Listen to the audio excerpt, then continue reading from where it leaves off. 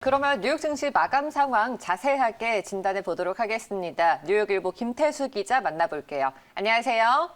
네, 안녕하세요. 네, 간밤에 상승세가 아주 두드러졌습니다. 국채 금리의 향방에 이렇게 또 시장이 밝아질 수 있나 싶기도 하면서 또 한편으로는 이게 또 하루에 그치진 않을까라는 조심스러운 우려감도 있는데 일단 마감 현황부터 짚어볼까요?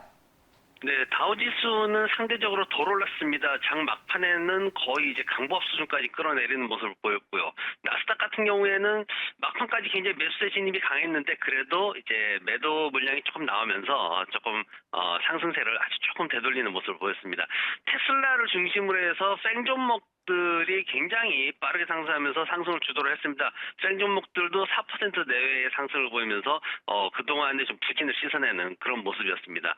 그리고 시장에서 오늘 이제 나왔던 얘기는 추가 부양책 얘기가 좀 많이 나왔습니다. 이제 3차 부양책이 언제 통과될 거냐. 원래는 이제 화요일 날 통과가 될 거다 했는데 지금 보면은 아직까지도 이제 경제학자들 같은 경우에는 1조 9천억 달러가 너무 크다. 재정 부담이 너무 크다. 뭐 이런 얘기들을 많이 하고 있는데 지금 상원에서 이제 통과를 시킨 법안에 보면은 400달러를 이제 300달러로 낮췄죠. 실업수당 지원해 주는 거를. 그리고 15달러 최저 임금을 이제 요구하지 않는 것으로 그렇게 합의를 했는데 펠로시 하원 의장이 오늘 나서가지고 가능하면 오늘 하면 좋겠다라고 얘기는 했지만은 늦어도 수요일 아침에는 문제를 해결하겠다 이렇게 언급을 하면서 여기에 대한 기대감이 좀 높아졌습니다.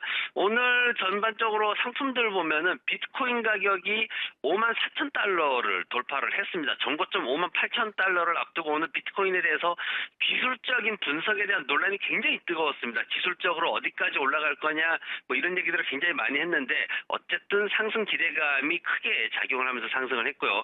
크루드 오일은 오늘 최근에 급등에 따른 기술적인 부담이 좀 작용을 하면서 마이너스 1.8% 하락을 했습니다.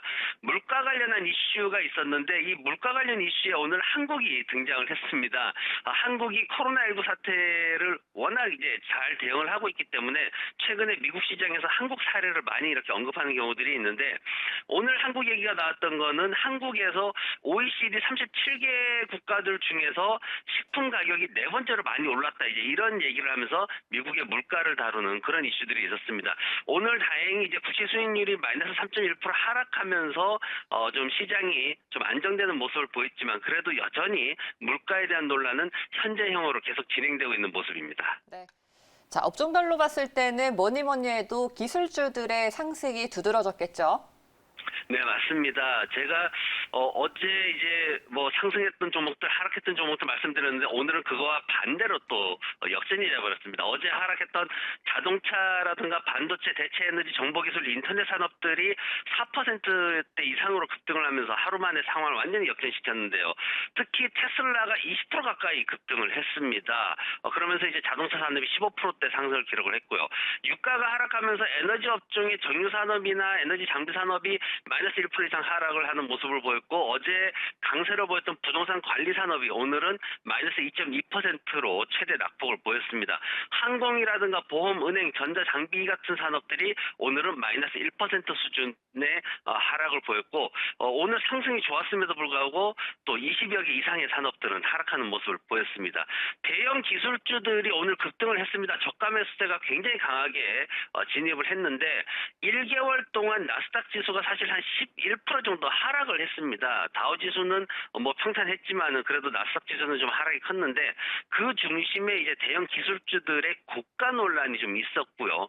이게 이제 오늘은 추가 부양책 통과되고 투자자들의 어떤 새로운 투자 자금이 유입될 거다라는 기대감, 여기에다가 2021년도에 경제 회복에 따른 실적 회복에 대한 어떤 기대감 이런 것들이 크게 작용하면서 저가 매수세가 굉장히 크게 유입이 됐습니다. 오늘 딕스 스포츠 이제 실적 발표가 있었는데 굉장히 좋게 발표가 됐습니다. 그런데 딕스 스포츠에서 2021년도 매출이나 순이익 전망을 발표를 했는데 이게 시장 기대치보다 주당 순이익이 최대 한 1달러 정도 줄어드는 그런 결과를 발표를 했습니다. 그러면서 이제 시장에서는 딕스 스포츠가 마이너스 6%대 하락을 보였고요. 어제 방송에서 제가 말씀드렸듯이 오늘의 상승이 내일을 보장하지 못하는 시장이고요. 그리고 하락했다고 서둘러서 팔면 손실을 줄일 기회를 놓치는 굉장히 어려운 시장이 계속해서 반복되고 있습니다. 네. 자, 뭐 기술주들의 상승세는 지속될 수 있을지 여부를 우리가 주목을 해봐야 될 것 같고, 이외에도 다양한 이벤트들 어떤 게 기다리고 있을까요?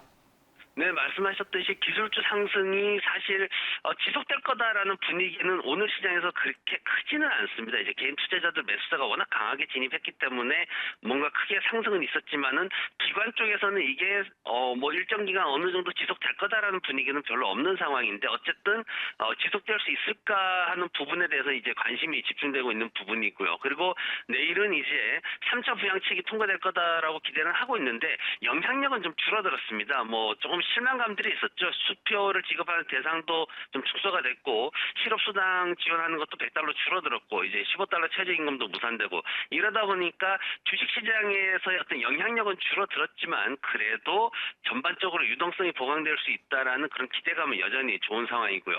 인플레이션 논란이 내일 좀 재점화될 것으로 그렇게 보고 있습니다. 2월달 인플레이션율이 전년 동기 대비해서 0.2%포인트 상승이 예상이 되고 있고 월간 핵심 물가 상승률도 0.1%포인트 상승할 것으로 기대가 되고 있는데 이제 10년물 국채 입찰도 이제 내일 있습니다. 이러다 보니까 국채 수익률도 또 요동을 칠 수 있고요.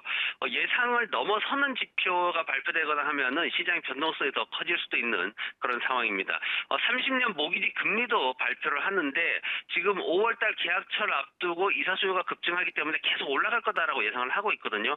모기지 금리는 이제 소득에 직접 영향을 주고 월세 비용과도 이제 직결이 됩니다. 그러다 보니까 모기지 금리 상승이 또 물가 논란을 가중시킬 수도 있는 내일은 그런 하루가 될 것 같습니다. 네, 알겠습니다. 자, 오늘 김태수 기자 말씀 여기까지 드릴게요. 고맙습니다.